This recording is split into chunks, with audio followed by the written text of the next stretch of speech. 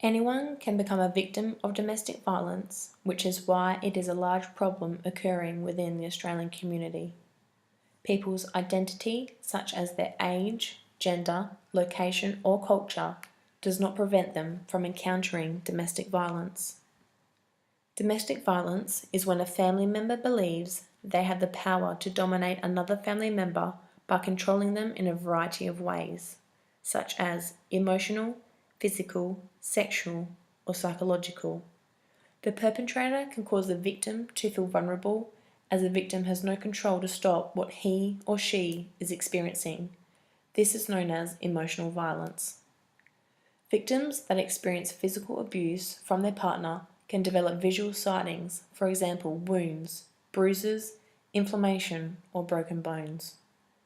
Sexual abuse is when the victim's sexual body parts can be attacked through rape or attempted rape. Psychological abuse is used by the perpetrator to mentally traumatize the victim in order to make he or she feel trapped in the relationship. The perpetrator does this by aiming threats at the victim's family, friends, children, or pets. As you can see, 1 in 6 women experience sexual and physical abuse, 1 in 4 women experience emotional abuse, and 1 in 5 women experience sexual violence. 1 in 16 men experience sexual and physical abuse, 1 in 6 men experience emotional abuse, and 1 in 20 men experience sexual abuse.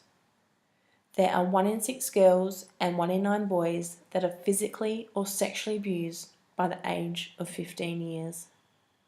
Women are more likely to experience physical or sexual violence compared to men.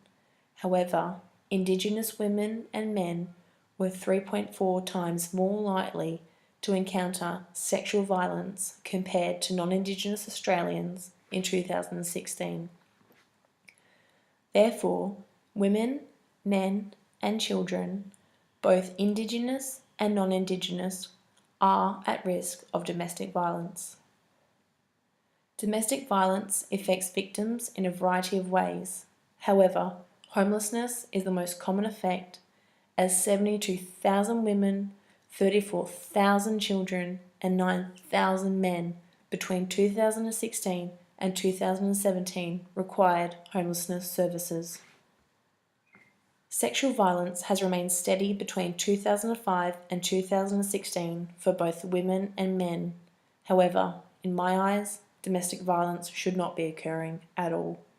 So, what can we do? If you know of men, women, or children experiencing domestic violence, your support can impact their life tremendously. Providing support and encouragement can build the victim's confidence to take control of their decisions, such as leaving the perpetrator or reaching out to the police. It is important not to judge or criticize the victim when they open up to you about their situation, as they can become frightened to tell anyone else in the future. As you can see, friends and family are the main source that victims seek support from. Therefore, it is important that you listen and provide them with a safe environment for them to use as an escape, as their living environment is far from safe.